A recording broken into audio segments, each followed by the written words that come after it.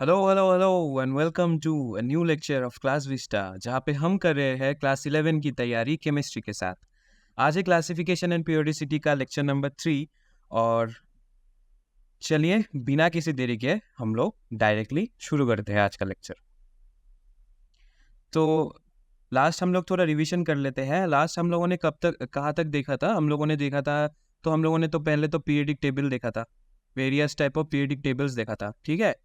और ये था लेक्चर नंबर 1 में हो गया था, ये लेक्चर नंबर 1 में हो गया था। फिर क्या देखा हम लोगों ने? फिर हम लोगों ने देखा वो ब्लॉक केमिस्ट्री, ठीक है। मतलब ब्लॉक केमिस्ट्री, कौन सा एलिमेंट कौन से ग्रुप में जाता है, कौन से ब्लॉक में जाता है, एस पी डी एफ वगैरह वगैरह, ये सब हम लोगों ने लेक्चर नंबर 2 में देख लिया था। आज जो लेक्चर नंबर 3 होगा, ये होगा different types of periodic properties, ठीक है। पीरियडिक प्रॉपर्टीज के बारे में होगा।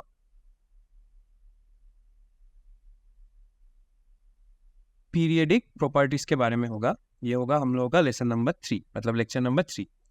तो ये लेक्चर थोड़ा लंबा जाएगा, शायद लंबा जा सकता है, क्योंकि बहुत सारा टॉपिक्स हम लोगों को कवर करना है। तो हम लोग ज़्यादा टाइम वेस्ट ना करते हुए डायरेक्ट चलते हैं पीरियडिक प्रॉपर्टीज में।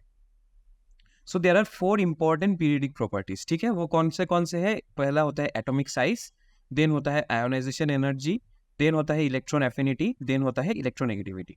ये होता है, ये जो 4 है, ये 4 अब हम लोग पढ़ेंगे, इस लेक्चर में ही पढ़ेंगे, और ये 4 ही है तुम लोग के क्लास 11 के सिलेबस में। तो ये 4 को हम लोग डिटेल्ड में पढ़ेंगे। तो तब जब हम लोग डिटेल में पढ़ेंगे तो डायरेक्ट वहाँ पे ही पढ़ेंगे, यहाँ पे मैं कुछ एक्सप्लेन नहीं कर रहा हूँ, डायरेक्ट एक एक को पकड़ेंगे।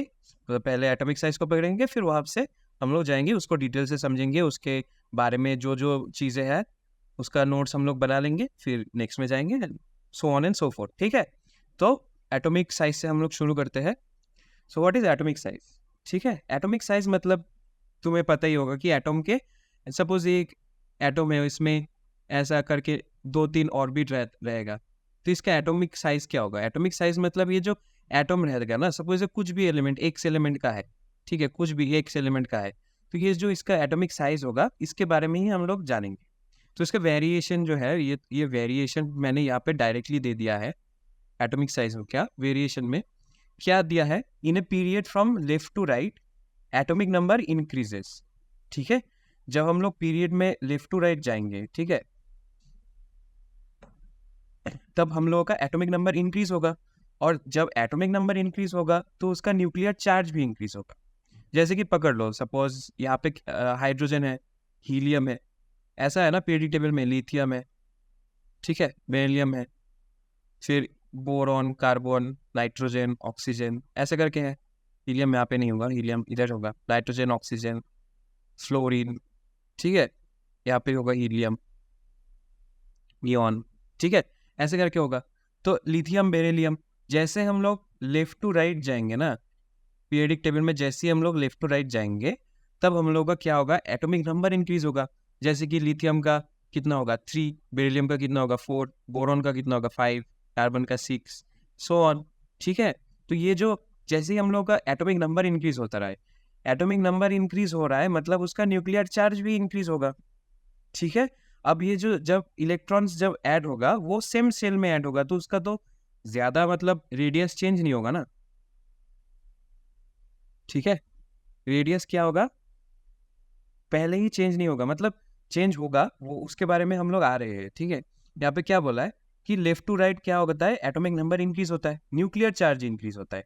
अब न्यूक्लियर चार्ज मतलब क्या है? एटॉम में मिडिल में क्या होता है? एटॉम के मिडिल में, सेंटर में क्या होता है? पॉजिटिव चार्ज होता है। और जो शेल्स होता है, शेल्स में क्या रहता है? जो ऑर्बिटल्स होता है, सपोज यही उसका आउटर मोस्ट ऑर्बिटल है, पकड़ लो कि एक ही ऑर्बिटल है, सॉरी एक ही ऑर्बिट है, एक ही ऑर्बिट में एक ही इलेक्ट्रॉन सपोज मान लो, या फिर 2-3 इलेक्ट्रॉन मान लो, ठीक है। तो इलेक्ट्रॉन क्या होता है? नेगेटिवली चार्ज होता है, और मिडिल में सेंटर में न्यूक्लियस क्या होता है? पॉजिटिवली चार्ज होता है, ठीक है। अब ये क्या करेगा? नेगेटिव और पॉजिटिव एक दूसरे को अट्रैक्ट करेगा, मतलब पॉजिटिव नेगेटिव को खींचेगा अपनी तरफ, मतलब टुवर्ड्स द सेंटर खींचेगा, ठीक है। तो अगर अगर सेम शेल में ऐड हो रहा है, जैसे ही जितना भी मतलब ज्यादा, जितना मतलब ज्यादा उसका एटॉमिक चार्ज बढ़ेगा, मतलब उसका न्यूक्लियर चार्ज बढ़ेगा, एटॉमिक नंबर इंक्रीज होगा तो न्यूक्लियर चार्ज भी इंक्रीज होगा। जितना इंक्रीज होगा उतना ही इसका स्ट्रॉन्ग होगा, फोर्स ऑफ अट्रैक्शन उसका इतना ही स्ट्रॉन्ग होगा। जितना स्ट्रॉन्ग होगा तो उसका साइज क्या होगा, छोटा होता जाएगा ना, उसका साइज क्या होगा, छोटा होता जाएगा। सपोज मान लो कि ये एक इलेक्ट्रॉन, सपोज ये एक न्यूक्लियस है और उसके बाहर एक ऐसा ऑर्बिट है और इस थोड़े मतलब ये लेफ्ट में है और राइट में इसका है एक न्यूक्लियस और उसके बाहर का एक और इलेक्ट्रॉन है, मतलब एक ऑर्बिट है। अब मान लो कि इसका जो पॉजिटिव चार्ज का मतलब पावर है वो थोड़ा कम है, मतलब न्यूक्लियर चार्ज थोड़ा कम है, ठीक है। इसका लेस न्यूक्लियर चार्ज है, less nuclear charge.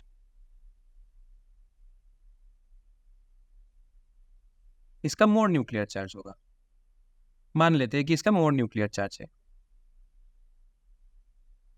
Less nuclear charge मतलब क्या बोलना चाहते हैं कि उसका एटॉमिक नंबर जो है ना, एटॉमिक नंबर जो है वो ज्यादा है, सॉरी इसका कम है। लेस न्यूक्लियर चार्ज है ना, तो एटॉमिक नंबर कम है, इसका एटॉमिक नंबर ज्यादा है, इसका एटॉमिक नंबर ज्यादा है। तो इसका जो अगर पावर कम होगा और सपोज मान लो कि यहाँ पे 2-3 ही है, सपोज 3 इलेक्ट्रॉन्स है, तो ये क्या करेगा, 3 को जितने ताकत से वो खींचेगा, सेम अगर दिखाई दे रहा है कि हम लोगों का मोर न्यूक्लियर चार्ज है, मतलब इसका पावर ज्यादा है, इसका न्यूक्लियस में पावर ज्यादा है, तो उधर अगर मान लेते हैं कि 3 से बढ़कर 4 भी होते हैं, 3 होता है तो तुम लोगों को तो पता ही होगा कि हाँ 3 होता है, ज्यादा पावर है तो इजीली खींचेगा। मान लेते हैं कि 3 से ज्यादा है, 4 होता है, 4 इलेक्ट्रॉन है, फिर भी क्या होगा, फिर भी ज्यादा ही खींचेगा, फिर भी ज्यादा ही अट्रैक्शन होगा टुवर्ड्स द सेंटर। और अगर ज्यादा अट्रैक्शन हुआ टुवर्ड्स द सेंटर तो क्या होगा, इसका साइज थोड़ा छोटा हो जाएगा, इसका साइज डिक्रीज हो जाएगा, मतलब from left to right size decreases. ठीक है, यही बात हम लोगों ने यहाँ पे बोला है कि as a result force of attraction between nucleus and outermost electrons becomes higher and so size decreases. ठीक है, and from top to bottom, अब हम लोग जब टॉप टू बॉटम मूव करते हैं तब क्या होता है, शेल इंक्रीज होता है, तो इलेक्ट्रॉन क्या होता है, न्यू शेल में ऐड होता है, तो क्या होगा, न्यू शेल में अगर ऐड हो गया तो क्या होगा, सपोज ये है। अब इसको ही अगर हम लोग मान लेते हैं कि इस ग्रुप में ही नीचे का एक इलेक्ट्रॉन है, मतलब नीचे का एक एटम है, तो यहाँ पे तो न्यूक्लियर चार्ज तो इंक्रीज होगा, नो डाउट इंक्रीज होगा। जब नीचे मतलब नीचे जब हम लोग जाएंगे, ऊपर से टॉप टू बॉटम हम लोग जब नीचे जाएंगे तो एटॉमिक नंबर तो ऊपर जाएगा, तो फिर न्यूक्लियर चार्ज भी ऊपर जाएगा, न्यूक्लियर चार्ज भी बढ़ जाएगा। लेकिन इसमें क्या होगा, न्यू शेल्स भी ऐड होंगे, new shells will also be added. So अगर यहाँ पे 2-3 इलेक्ट्रॉन्स है, सपोज 2-3 इलेक्ट्रॉन्स है यहाँ पे, मतलब 2 से ज्यादा नहीं हो सकते पहले फर्स्ट ऑर्बिट में, चलो इधर मैं एक फर्स्ट ऑर्बिट दे देता हूँ, यहाँ पे 3 है, तो यहाँ पे ये न्यूक्लियस मिडिल में से आउटर मोस्ट को ज्यादा तो नहीं अट्रैक्ट कर पाएगा, वो इसको तो अट्रैक्ट कर लेगा, थोड़ा छोटा बना लेगा, और इसको भी थोड़ा छोटा बना सकता है, ये जो आउटर मोस्ट होगा ना इसका भी थोड़ा छोटा बना सकता है, लेकिन ऐसा नहीं कि बहुत बहुत जोर से मतलब फोर्स ऑफ अट्रैक्शन को एक्सर्ट करे और उसका साइज को डिक्रीज कर पाए, ऐसा तो नहीं होगा। तो इसलिए हम लोग क्या बोलते हैं कि जब हम लोग टॉप टू बॉटम हम लोग जाएंगे, in a group from top to bottom, atomic number and nuclear charge increases, no doubt it increases, atomic number भी इंक्रीज होगा, न्यूक्लियर चार्ज भी इंक्रीज होगा, but electrons are added in new shell. As a result force of attraction is less and so size increases. जैसे ही force of attraction less होगा तो क्या होगा, इतनी जोर से हम लोग खींच के उसको सामने नहीं कर पाएंगे ना, मतलब न्यूक्लियस उसको खींच के सामने नहीं कर पाएगा, तो वो क्या हो जाएगा, दूर दूर चला जाएगा, तो उसका साइज क्या हो जाएगा, साइज थोड़ा बढ़ जाएगा, इसे ही हम लोग बोलते हैं। तो क्या हो गया, एटॉमिक साइज में क्या होता है, left to right it increases as nuclear charge increases and electrons are added in same shell, and in from top to bottom क्या होता है, nuclear charge increases, atomic number increases, but new shells are added, so force of attraction is less and size also increases, left to right size decreases and top to bottom size increases। ठीक है, इसको हम लोग अगर summarise करते हैं ना, तो हम लोग लिख सकेंगे। चलो मैं एक एरो ले लेता हूँ, अगर हम लोग इसको समराइज कर देंगे लेफ्ट टू राइट, ठीक है, left to right and then top to bottom, ठीक है, इसको प्रेडिक्टेबल का एक मतलब पार्ट समझ लो कि लेफ्ट टू राइट मैंने यहाँ पे इससे इंडिकेट किया। लेफ्ट टू राइट क्या होता है, यहाँ पे एटॉमिक साइज इधर डिक्रीज हो रहा है, डिक्रीज एकदम, जहाँ मतलब लास्ट में जो होगा ना नोबल गैस कॉन्फ़िगरेशन में, वहाँ पे मिनिमम एटॉमिक साइज होगा, ठीक है। And top to bottom it increases, तो यहाँ पे क्या होगा, मैक्सिमम एटॉमिक साइज। तो अगर हम लोगों को पूछ ले, अगर क्वेश्चन में पूछ ले कि मैक्स एटॉमिक साइज कौन से ग्रुप नंबर में हो सकता है, तो तुम लोग क्या बोलोगे कि ग्रुप नंबर 1 में होगा। और मिनिमम एटॉमिक साइज कौन से ग्रुप में होगा, minimum atomic size group number last में होगा, मतलब ग्रुप नंबर, बोलना कमेंट्स में बताना कि ग्रुप नंबर कौन सा होगा, ठीक है।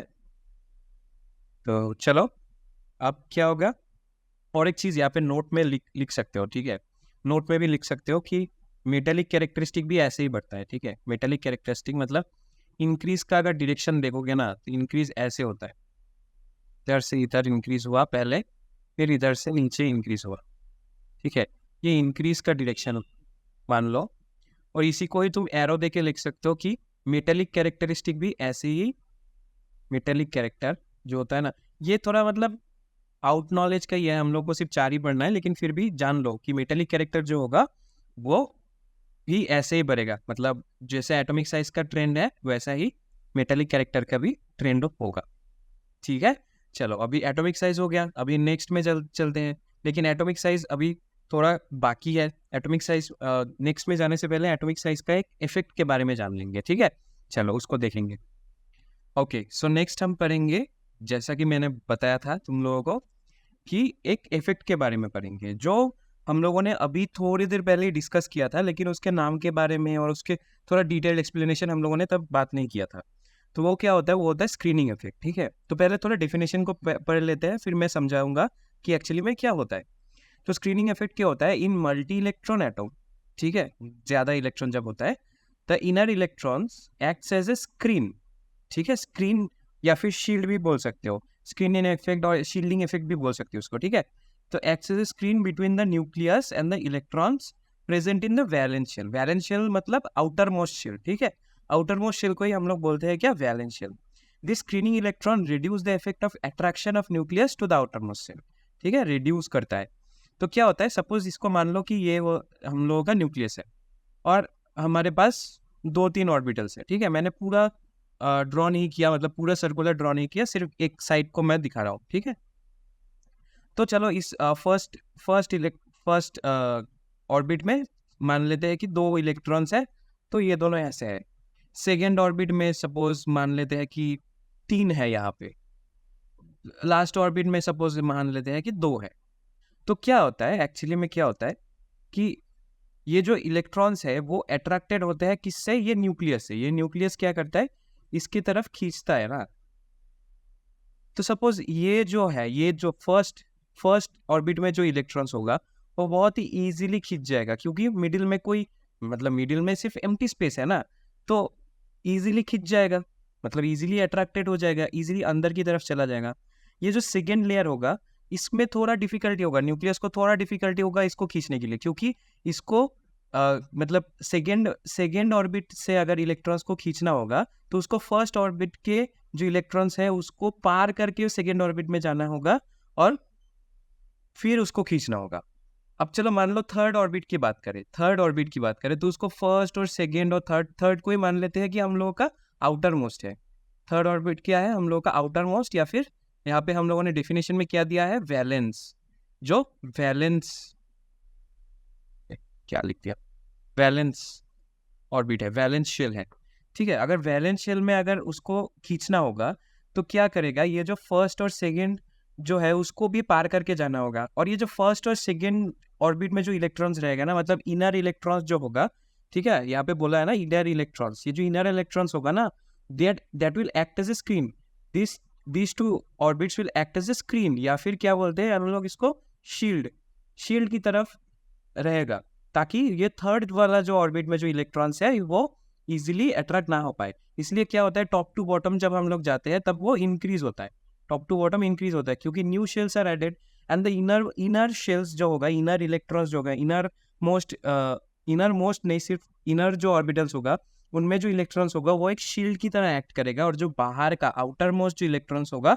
वो इजीली अट्रैक्टेड नहीं होगा, ठीक है, न्यूक्लियस इजीली अट्रैक्ट नहीं कर पाएगा। इसी इफेक्ट को हम लोगों ने क्या नाम दिया है, इसी इफेक्ट को नाम दिया है स्क्रीनिंग इफेक्ट, ठीक है। स्क्रीनिंग इफेक्ट के साथ साथ एक और भी नाम है इसका, इसको भी लिख लो। इसका और एक नाम है शील्डिंग इफेक्ट, ठीक है, शील्डिंग इफेक्ट।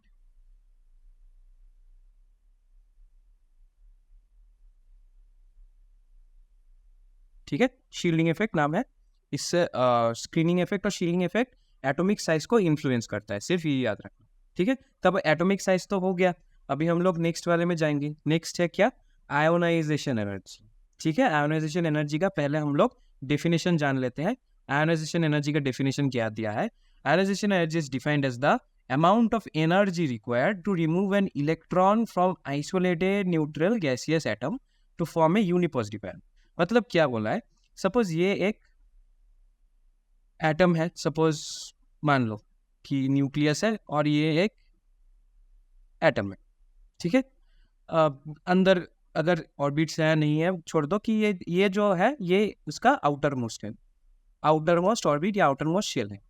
अब इसमें इलेक्ट्रॉन्स होगा, सपोज मान लो कि 3 इलेक्ट्रॉन्स है, मान लेते हैं कि 3 इलेक्ट्रॉन्स है, और ये अभी गैसियस फॉर्म में है, ठीक है, गैसियस फॉर्म में है और किसी के साथ नहीं है, मतलब O2 जैसा नहीं है, O2 N2 ऐसा नहीं है, ठीक है, ऐसा नहीं है, सिर्फ O सपोज मान लो है, या फिर सिर्फ N, मतलब आइसोलेटेड है, ठीक है, न्यूट्रल है, अभी भी न्यूट्रल है, गैसियस फॉर्म में है।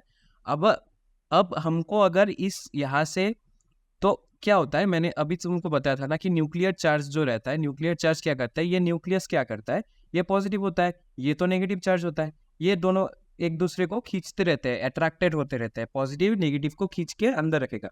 अब अगर हम लोग इसमें थोड़ा सा एनर्जी अप्लाई करेंगे, इसमें थोड़ा सा एनर्जी अप्लाई करेंगे, ठीक है, ताकि ये इलेक्ट्रॉन इस न्यूक्लियस के इन्फ्लुएंस में ना रहे और बाहर चला जाए, ये इलेक्ट्रॉन बाहर चला जाए, it will be thrown out if the electrons come out, ठीक है, रिक्वायर्ड टू रिमूव्ड। एक इलेक्ट्रॉन्स अगर रिमूव हो गया तो क्या होगा, अगर सपोज एक्स एलिमेंट था तो ये क्या बन जाएगा, क्या बन जाएगा, एक्स पॉजिटिव बन जाएगा ना, एक इलेक्ट्रॉन चला गया तो पॉजिटिव, हम लोगों ने तो ये सीखा ही था कि एक इलेक्ट्रॉन अगर चला जाता है तो पॉजिटिव चार्ज आ जाता है, ठीक है, क्योंकि पॉजिटिव चार्ज यहाँ पे ज्यादा हो गया ना, जब तक इक्वल था, बैलेंस था, तब तक क्या था, पॉजिटिव और negative they will cancel out each other, मतलब balance out each other, not cancel out each other, they will balance out each other, ठीक है। अब एक इलेक्ट्रॉन चला गया, एक नेगेटिव चार्ज चला गया, तो क्या किसका चार्ज ज्यादा हो गया, पॉजिटिव चार्ज ज्यादा हो गया ना, पहले पॉजिटिव और नेगेटिव इक्वल अमाउंट में था, ठीक है, इक्वल अमाउंट में था। अभी क्या हो गया, एक पॉजिटिव ज्यादा बढ़ गया, मतलब एक नहीं, मतलब पॉजिटिव का अमाउंट ज्यादा बढ़ गया और नेगेटिव का अमाउंट कम घट गया, तो क्या हो गया, ये यूनिपॉजिटिव हो गया। तो ये जो एनर्जी रिक्वायर्ड होगा ना, उसको ही हम लोगों ने क्या नाम दिया, आयोनाइजेशन एनर्जी, ठीक है, आयोनाइजेशन एनर्जी नाम दिया, ठीक है।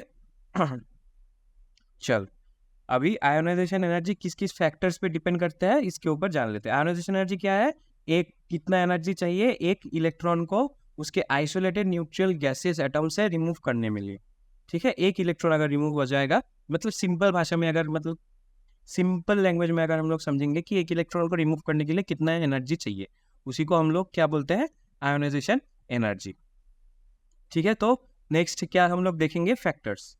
फैक्टर्स क्या क्या होता है, factors on which ionisation energy depends are nuclear charge, atomic size, principal quantum number and half and full stable configuration. अब ईच ऑफ देम को हम लोग थोड़ा थोड़ा जानेंगे, ठीक है, न्यूक्लियर चार्ज, एटॉमिक साइज, इसको कैसे इन्फ्लुएंस करते हैं अभी थोड़ा जानेंगे।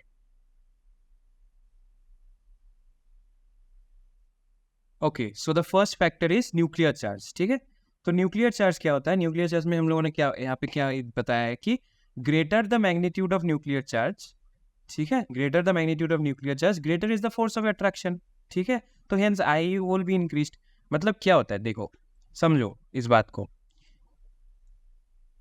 ये न्यूक्लियस है, सपोज 3 मान लो, तो ये आउटर मोस्ट शेल है। अभी क्या होगा, अगर इसका न्यूक्लियर चार्ज ज्यादा होगा, ठीक है, स्क्रीनिंग इफेक्ट वगैरह तो लगेगा ही इसमें, ठीक है, स्क्रीनिंग इफेक्ट वगैरह तो वो सब तो लगेगा, उसको छोड़ के भी ये तो कुछ तो अट्रैक्ट करेगा ना इसको।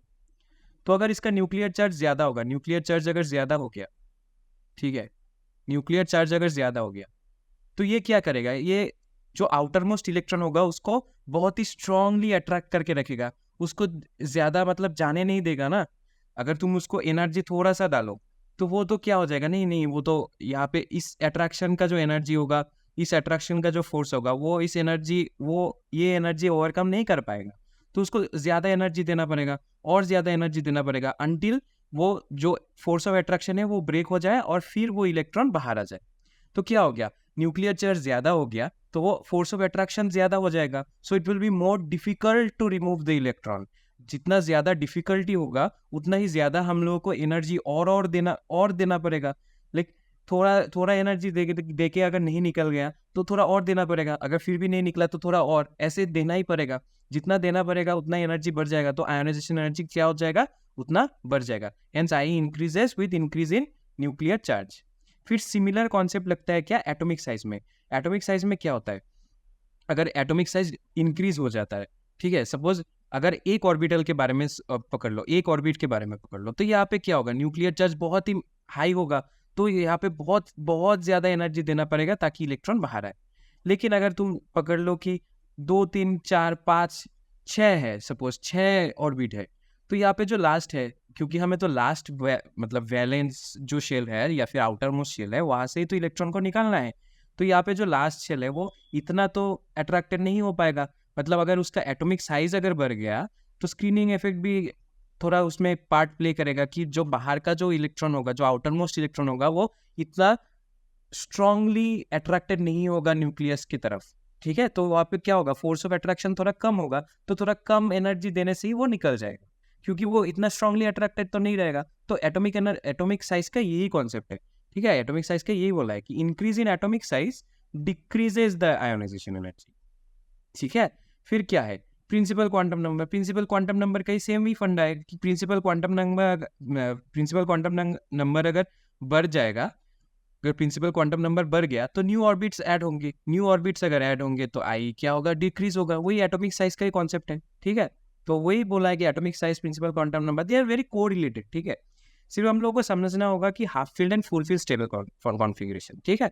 हाफ फील्ड और फुल फील्ड स्टेबल कॉन्फिगरेशन मतलब जब ऑर्बिटल्स जब फिलअप होते हैं, ठीक है। हम लोगों ने क्या जाना था कि एस ऑर्बिटल में सिर्फ 2 ही इलेक्ट्रॉन्स फिल हो सकते हैं, सिर्फ 2, ठीक है। पी ऑर्बिटल में हम लोगों ने देखा था कि 3 है, p x, p y and p z.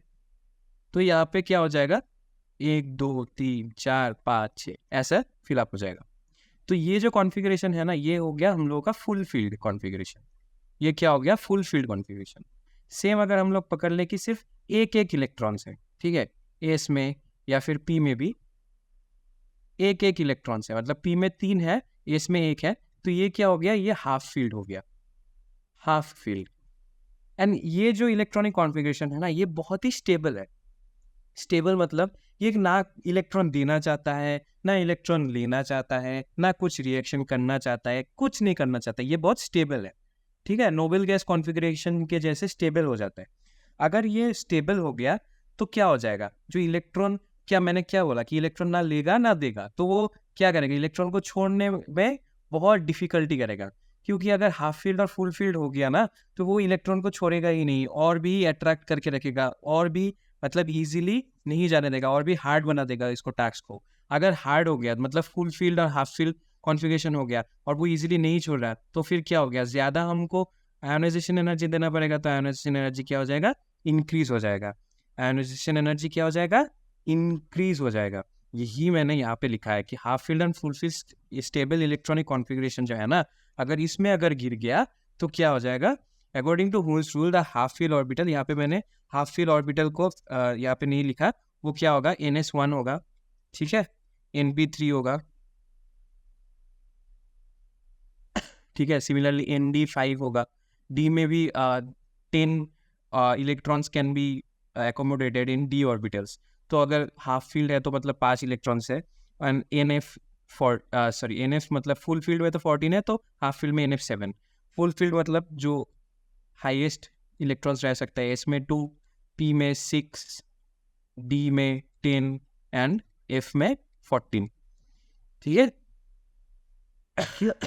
तो क्या हो गया, अकॉर्डिंग टू बून्स rule the half filled and full filled atomic orbitals are generally stable. अगर स्टेबल हो गया तो वो इलेक्ट्रॉन्स देना नहीं चाहेगा, तो वो थोड़ा डिफिकल्ट हो जाएगा, तो हमको ज़्यादा आयोनाइजेशन एनर्जी देना पड़ेगा ताकि एक इलेक्ट्रॉन रिमूव हो जाए। इसीलिए आयोनाइजेशन एनर्जी क्या हो जाता है, आयोनाइजेशन एनर्जी हो जाता है हाई।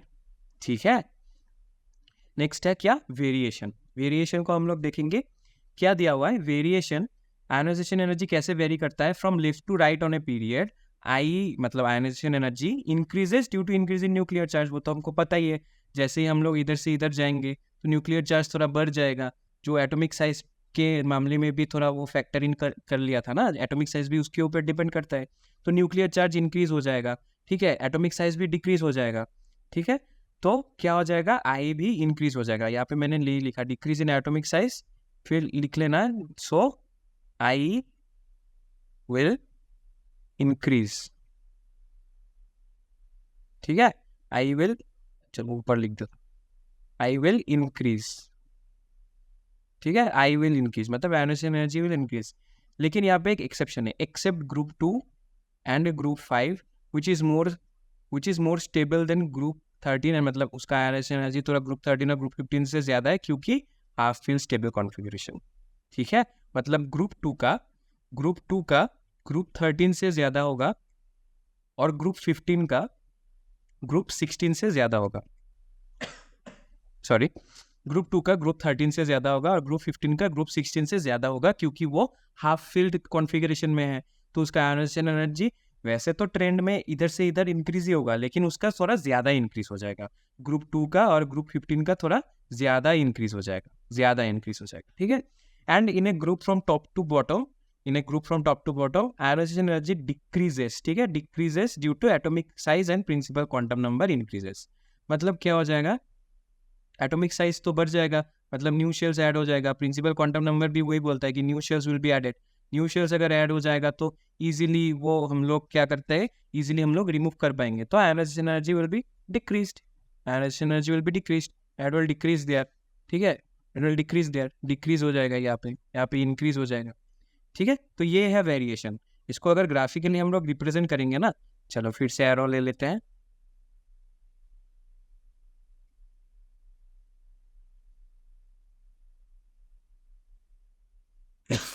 सॉरी, ठीक है, एरो ले लिया। तो क्या बोलेंगे, इधर से इधर क्या हो जाएगा, इंक्रीज हो जाएगा। ठीक है, एंड यहाँ पे मतलब जो लास्ट ग्रुप होगा वहाँ पे मैक्सिमम आयोनाइजेशन एनर्जी होगा। ठीक है, और यहाँ पे क्या हो जाएगा, इधर मिनिमम आयोनाइजेशन एनर्जी है, मिनिमम आयोनाइजेशन एनर्जी होगा। ठीक है, इधर से इधर इंक्रीज करेगा, इधर से इधर इंक्रीज करेगा, इंक्रीज का डायरेक्शन इधर से इधर है। लेकिन याद रखना एक्सेप्शन किधर है, group 2 will be greater than group 13, ये एक्सेप्शन याद रखना। And group 15 will be greater than group 16। ठीक है, अगर सीरियली हम लोग लिखेंगे ना, उसका अगर अरेंजमेंट करेंगे इन असेंडिंग ऑर्डर, तो क्या होगा, ग्रुप 1 का सबसे ज्यादा, ग्रुप 2 का फिर आना चाहिए। ठीक है, ग्रुप 1 का सबसे कम, फिर ग्रुप 2 का आना चाहिए, लेकिन ग्रुप 2 का ग्रुप 13 से ज्यादा है, तो ग्रुप 13 पहले आ जाएगा, फिर ग्रुप 2, फिर ग्रुप 14, फिर ग्रुप 16, फिर ग्रुप 15। ठीक है, मतलब 16 आगे आ गया, 15 का ज्यादा है ना, तो 15 पीछे चला गया, फिर ग्रुप 17 और फिर ग्रुप 18 मतलब जो नोबल गैस कॉन्फ़िगरेशन है, स्टेबल मतलब full field electronic configuration, that is very very stable, और वहां से इलेक्ट्रॉन्स निकालना बहुत ही डिफिकल्ट होता है। इसलिए आयोनाइजेशन एनर्जी भी ज्यादा होता है, मैक्सिमम होता है वहां पे आयोनाइजेशन एनर्जी। ठीक है, चलो अभी आयोनाइजेशन एनर्जी भी हो गया है खत्म। अभी हम लोग चलेंगे नेक्स्ट पीरियडिक प्रॉपर्टी की तरफ, जो कि है इलेक्ट्रॉन एफिनिटी। अभी इलेक्ट्रॉन एफिनिटी क्या है, इलेक्ट्रॉन एफिनिटी का डेफिनेशन देख लेते हैं कि the amount of energy released when an electron is added, ठीक है, from outside to an isolated neutral gaseous atom to convert into gaseous anion. ठीक है, मतलब क्या बोला है, सपोज मान लो कि ये एक इलेक्ट्रॉन है, ये एक एटम है, उसका न्यूक्लियस है। अब ये गैसियस स्टेट में है, ठीक है, गैसियस स्टेट में है, आइसोलेटेड भी है, आइसोलेटेड गैसियस स्टेट में है। और यहाँ पे जो उसका आउटर मोस्ट शेल होगा, अगर वहाँ से एक इलेक्ट्रॉन हम लोग निकाल लेंगे तो क्या हो जाएगा, वो उसका आयोनाइजेशन एनर्जी है। लेकिन जब आयोनाइजेशन एनर्जी हम लोग निकालते हैं, मतलब एक इलेक्ट्रॉन को अगर हम लोग निकालना चाहते हैं उसके आउटर मोस्ट शेल से, तो क्या करना पड़ता है, हमको एनर्जी अप्लाई करना पड़ता है, ठीक है, एनर्जी हमको देना पड़ता है। From the outside energy is applied to the outermost shell so that then electron is removed from it. लेकिन अगर हम लोग इसके ऊपर एक इलेक्ट्रॉन ऐड कर देते हैं, मतलब उधर सपोज है दो है ऑलरेडी, और इधर हम लोग एक और ऐड कर देते हैं, इधर हम लोग एक और ऐड कर देते हैं, इसको अगर हम लोग एक और ऐड कर देते हैं, तब क्या हो जाएगा, एनर्जी रिलीज हो जाएगा, एनर्जी विल बी रिलीज्ड, ठीक है, energy will be released and that energy is known as electron affinity, EA लिखे हम लोग छोटा करके लिखते हैं ईए या फिर electron affinity. Electron affinity is the energy released when an electron is added from the outside to the isolated gaseous atom, ठीक है।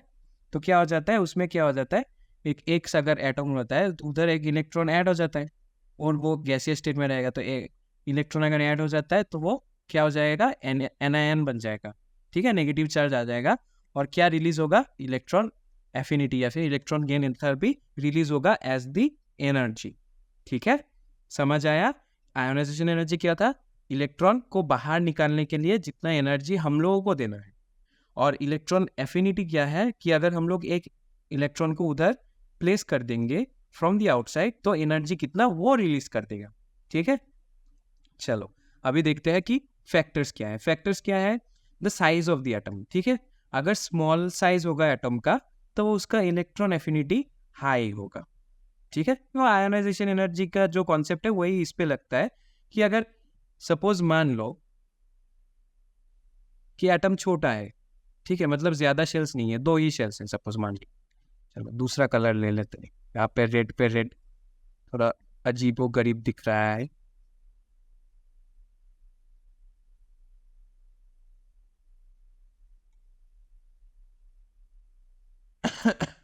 अरे इरेजर से पूछा तो क्यों नहीं चला जाता,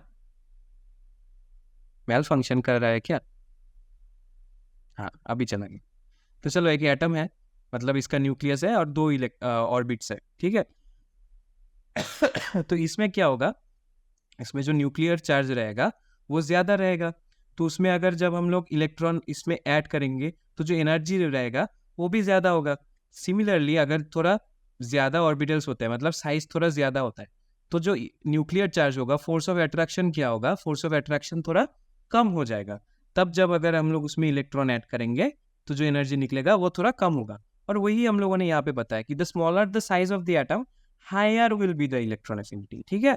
फिर magnitude of nuclear charge same ही बोला, ग्रेटर अगर मैग्नीट्यूड ऑफ न्यूक्लियर चार्ज ज़्यादा होगा तो इलेक्ट्रॉन एफिनिटी ज़्यादा होगा, जैसे कि मैंने अभी बताया तुम लोगों को समझाने के लिए जो कॉन्सेप्ट हम लोगों ने लगाया, क्या कि अगर न्यूक्लियर चार्ज ज़्यादा होगा तो इलेक्ट्रॉन एफिनिटी भी ज़्यादा ही निकलेगा, ज़्यादा फोर्स से वो खींच रहा है ना, तो वो अगर नया कोई मेंबर आ गया तो वो ज़्यादा एनर्जी ही निकालेगा, और यहाँ पे कम फोर्स से खींच रहा है तो अगर नया मेंबर आ गया तो कम फोर्स ही देगा ना, कम एनर्जी ही देगा। And same stable electronic configuration का भी एक फंडा आ जाता है कि अगर स्टेबल इलेक्ट्रॉनिक कॉन्फ़िगरेशन आ गया ना, सपोज स्टेबल इलेक्ट्रॉनिक कॉन्फ़िगरेशन, अगर स्टेबल इलेक्ट्रॉनिक कॉन्फ़िगरेशन आ गया मतलब हाफ फील्ड और फुल फील्ड अगर आ गया तो उसका इलेक्ट्रॉन गेन एंथैल्पी बहुत ही कम होगा, 0 हो जाएगा। यही हम लोग समझेंगे। यहाँ पे क्या दिया हुआ है, an atom with a stable electronic configuration have no tendency to gain an extra electron, such atom has 0 और ऑलमोस्ट 0 इलेक्ट्रॉन एफिनिटी, ठीक है। लेकिन ग्रुप 17 का यहाँ पे एक मतलब मेंशन है एक्स्ट्रा करके, ग्रुप 17 के बारे में क्या बोला है, ग्रुप 17 का बहुत हाई टेंडेंसी है। क्यों है हाई टेंडेंसी, एक बार समझो, ठीक है। ग्रुप 17 में एक ही इलेक्ट्रॉन चाहिए तो वो क्या हो जाएगा, ग्रुप 18 बन जाएगा। ग्रुप 17 में ग्रुप 17 के कोई से भी एटम को एलिमेंट को पकड़ेंगे, कोई भी एलिमेंट के एटम को पकड़ेंगे और वहाँ पे अगर एक इलेक्ट्रॉन हम लोगों ने ऐड कर दिया तो वो क्या बन जाएगा, ग्रुप 18 के जैसे इलेक्ट्रॉनिक कॉन्फ़िगरेशन आ जाएगा उसका। और ग्रुप 18 क्या है, सुपर स्टेबल है। सुपर स्टेबल मतलब बहुत ही ज़्यादा स्टेबल है। क्यों, क्योंकि उसका फुल फील्ड है, फुल फील्ड इलेक्ट्रॉनिक कॉन्फ़िगरेशन है।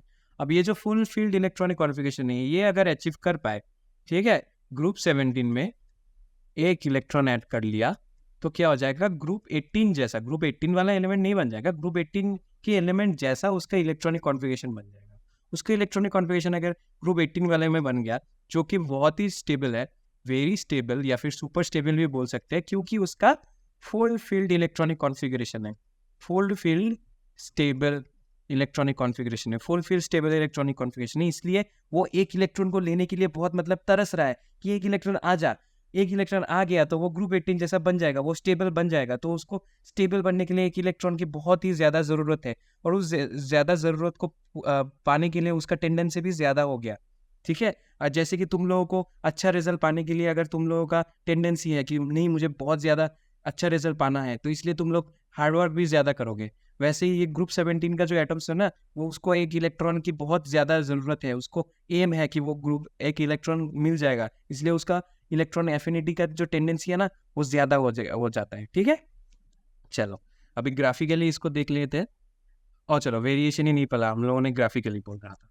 चलो चलो वेरिएशन देख लेते हैं। वेरिएशन क्या है? From left to right in a period, from left to right in a period atomic size क्या हो जाता है? डिक्रीज हो जाता है। ऑब्वियसली लेफ्ट टू राइट क्या जाएगा? न्यूक्लियर चार्ज इंक्रीज हो जाएगा, और nuclear charge increase and atomic size decreases, due to which tendency to gain an electron increases. So electron affinity increases. ठीक है, इलेक्ट्रॉन एफिनिटी इंक्रीजेस, लेकिन यहाँ पे एक एक्सेप्शन है। क्या है? Group 2, group 15 and group 18 has stable electronic configuration, so electron affinity are 0 और नियरली 0। ठीक है, 0 है, नियरली 0। यहाँ पे इलेक्ट्रॉन एफिनिटी 0 और नियरली 0, लेकिन ग्रुप 17 का बहुत हाई, याद रखना। ठीक है, on the other hand group में क्या हो जाएगा? From top to bottom atomic size increase हो जाएगा। एटॉमिक साइज अगर इंक्रीज हो जाएगा तो वो तो ज़्यादा एनर्जी नहीं रिलीज कर पाएगा ना, क्योंकि न्यूक्लियर चार्ज ज़्यादा नहीं पर मतलब उसके ऊपर गिरेगा। अगर न्यूक्लियर चार्ज ज़्यादा मतलब एटॉम ज़्यादा ऑर्बिट्स है, तो उसमें न्यूक्लियर चार्ज लास्ट वाले ऑर्बिट में ज़्यादा कम हो जाएगा ना। तो अगर कम हो गया तो वो कहाँ से एनर्जी लाएगा? तो उसका इसलिए इलेक्ट्रॉन एफिनिटी भी डिक्रीज हो जाएगा। From top to bottom electron affinity decreases, and graphically it can be represented as, graphically it can be represented as, फिर से एरो ले लेते हैं, एंड अरे ये एरो आ गया, इन ईथर। ठीक है, graphically it can be represented as कि यहाँ पे इंक्रीज हो जाएगा, यहाँ पे इंक्रीज हो जाएगा, यहाँ पे क्या आ जाएगा? मैक्स इलेक्ट्रॉन एफिनिटी किसका? ग्रुप 17 का, ग्रुप 17 का। यहाँ पे ग्रुप 18 मैंने क्यों नहीं बोला कि वो ग्रुप 18 का तो नियरली 0 है, याद रखना। और यहाँ पे क्या हो जाएगा लास्ट में? मिनिमम इलेक्ट्रॉन एफिनिटी, यहाँ पे डिक्रीजेस। सो इंक्रीजेस का क्या हो जाता है? इधर से इधर, इधर से इधर इंक्रीजेस। एक्सेप्शन भी याद रखना, क्या क्या एक्सेप्शन है? Group 2, group 15 and group 18 exception which has 0 electron affinity, 0 और नियरली 0। तो हम लोग 0 पकड़ के ही चलते हैं कि 0 इलेक्ट्रॉन एफिनिटी है इसका। ठीक है, चलो इलेक्ट्रॉन एफिनिटी भी हो गया। अभी हम लोग जाएंगे नेक्स्ट वाले में। ठीक है, ठीक है, चलो नेक्स्ट क्या है? इलेक्ट्रॉन एफिनिटी तो खत्म हो गया, अभी है इलेक्ट्रोनेगेटिविटी। अभी इलेक्ट्रोनेगेटिविटी को समझाने से पहले मैं तुम लोगों को एक चीज़ समझा देता हूँ। शायद तुम लोगों ने क्लास 10 में पढ़ा होगा कि कार्बन और हाइड्रोजन जो है वो कोवलेंटली अपना क्या करते हैं? इलेक्ट्रॉन शेयर करते हैं ताकि बॉन्ड बन सके। सपोज अगर मीथेन को ही पकड़ लें, CH4 है, मतलब कार्बन 4 हाइड्रोजन के साथ है। ठीक है, हाइड्रोजन में एक ही इलेक्ट्रॉन है और कार्बन में 4 वैलेंस इलेक्ट्रॉन है। तो वो क्या करता है? अगर हम लोग इसको अगर जूम करके देखेंगे ना, जूम करके देखेंगे कार्बन और हाइड्रोजन के बीच क्या होता है? कार्बन का एक इलेक्ट्रॉन होता है। सपोज मान लेते हैं कि रेड से हम लोग कार्बन के कार्बन के इलेक्ट्रॉन को पकड़ लेंगे, और सपोज चलो ग्रीन से पकड़ लेंगे, क्या? हाइड्रोजन की इलेक्ट्रॉन को। ठीक है, अब क्या होता है? हम लोगों ने क्या पढ़ा था कि कार्बन और हाइड्रोजन में ये दो कार्बन का इलेक्ट्रॉन और हाइड्रोजन का इलेक्ट्रॉन शेयर हो जाता है। सिमिलरली इन दोनों में भी शेयर होगा, इन दोनों में भी शेयर होगा, इन दोनों में भी शेयर होगा, and they will form A covalent bond होगा। ठीक है, लेकिन अभी इस कॉन्सेप्ट को याद रखते रखते हम लोग इलेक्ट्रोनेगेटिविटी के डेफिनेशन में जाएंगे। क्या बोला है? द रिलेटिव टेंडेंसी और पावर और ability of an element in A molecule. ठीक है, ये जो कार्बन हाइड्रोजन का ये जो मॉलिक्यूल है, CH4 मॉलिक्यूल, मीथेन जो मॉलिक्यूल है, उसमें एक एलिमेंट का क्या होगा? एक रिलेटिव टेंडेंसी या फिर पावर और एबिलिटी होगा to attract the shared pair of electrons towards itself is known as electronegativity. मतलब क्या होगा? यहाँ पे अगर हम लोग क्लास 10 के लेवल में सोचेंगे तो क्या होगा, कार्बन ने एक मतलब अपना इलेक्ट्रॉन थोड़ा सा दे दिया उसको, मतलब थोड़ा नहीं पूरा ही दे दिया, लेकिन मिडिल में है। लाइक ये कार्बन का इलेक्ट्रॉन और ये हाइड्रोजन का इलेक्ट्रॉन, हाइड्रोजन ने भी डोनेट किया, कार्बन ने भी डोनेट किया, और मिडिल ग्राउंड में ये बॉन्ड बना के रखा है, और ये जो इलेक्ट्रॉन है ये मिडिल में रहेगा। ऐसा नहीं होता। इनमें से एक, कार्बन और हाइड्रोजन में से एक होता है ज्यादा electronegative.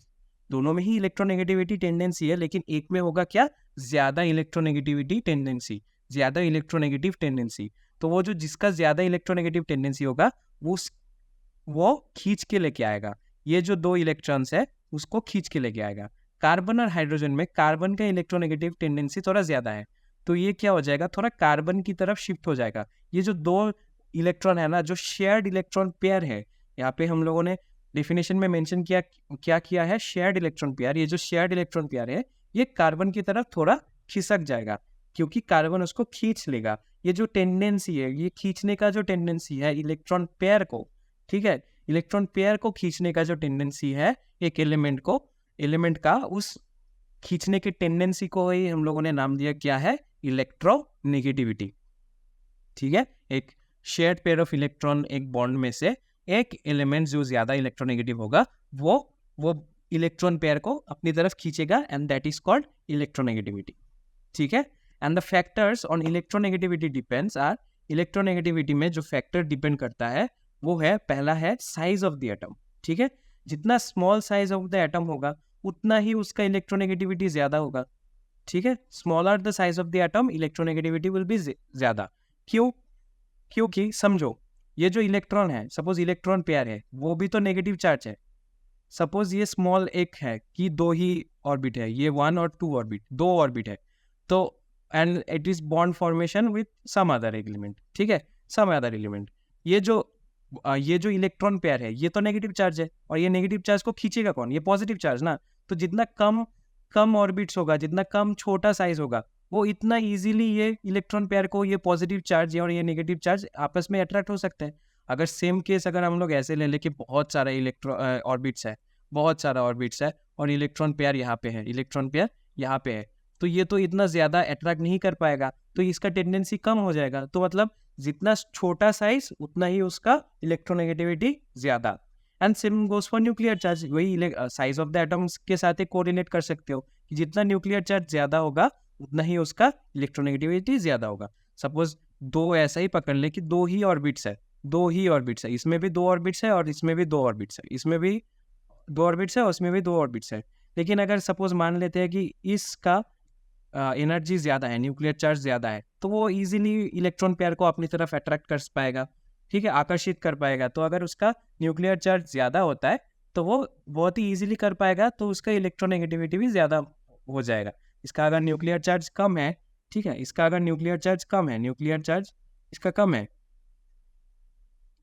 Nuclear charge is less यार, न्यूक्लियर चार्ज कम है, तो ये जो इलेक्ट्रॉन है, इलेक्ट्रॉन पेयर को, उसको इतना सोर्स से तो अट्रैक्ट नहीं कर पाएगा जो पॉजिटिव चार्ज वाला न्यूक्लियस है, तो इसीलिए उसका इलेक्ट्रोनेगेटिविटी कम हो जाएगा। जितना ज्यादा न्यूक्लियर चार्ज उतना ज्यादा इलेक्ट्रोनेगेटिविटी, जितना छोटा साइज उतना ही ज्यादा इलेक्ट्रोनेगेटिविटी। नेक्स्ट हम जाएंगे वेरिएशन में। ठीक है, वेरिएशन में क्या होता है, in a period from left to right atomic size decrease होता है। ठीक है, जैसे कि मैंने बोला न्यूक्लियर चार्ज इंक्रीज होता है, अगर atomic size of the atom small, nuclear charge ज्यादा, तो क्या हो जाएगी, इलेक्ट्रोनेगेटिविटी भी ज्यादा हो जाएगा। और from top to bottom atomic size तो इंक्रीज होगा, ठीक है, एटॉमिक साइज तो डिक्रीज नहीं होगा। तो इंक्रीज अगर होगा तो मतलब टेंडेंसी कम होता जाएगा ना इलेक्ट्रॉन पेयर को अट्रैक्ट करने के लिए। तो इलेक्ट्रॉन पेयर को अगर अट्रैक्ट कम कर पाएगा तो इसका इलेक्ट्रोनेगेटिविटी भी डिक्रीज हो जाएगा। इसको अगर हम लोग ग्राफिकली रिप्रेजेंट करें ना, ग्राफिकली अगर हम लोग इसको रिप्रेजेंट करें तो कुछ ऐसा हो जाएगा।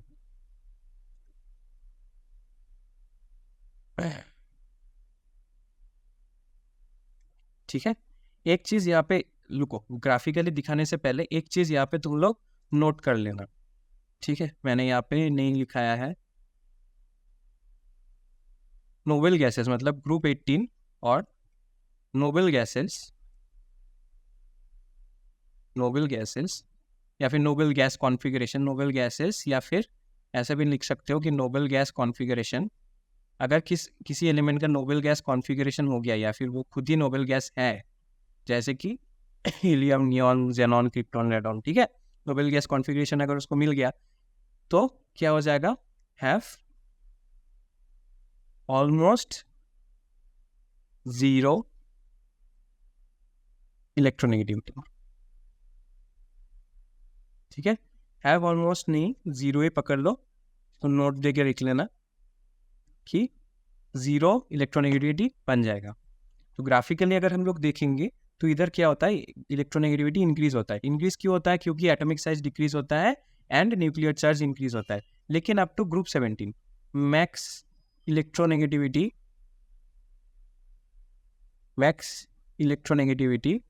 किस में होगा, इन ग्रुप 17, क्योंकि ग्रुप 18 का ऑलमोस्ट इक्वल टू 0 होता है, ठीक है। एंड नीचे क्या होगा, डिक्रीज होगा, ठीक है, मिनिमम हो जाएगा, मिनिमम। इंक्रीज कैसे होगा, इंक्रीज इस डायरेक्शन में होगा, ठीक है, इस डायरेक्शन में इंक्रीज होगा। अभी चलो मैं तुम लोगों को 2-3 होमवर्क दूंगा, क्योंकि ये जो पोर्शन है ये तो खत्म हो चुका है, तो मैं तुम लोगों को 2-3 होमवर्क दे देता हूँ और तुम लोग बताना उसका आंसर, ठीक है। चलो मैं क्वेश्चन लिख देता हूँ, इलेक्ट्रोनेगेटिविटी का ऑर्डर बताना, इलेक्ट्रोनेगेटिविटी ऑर्डर बताना।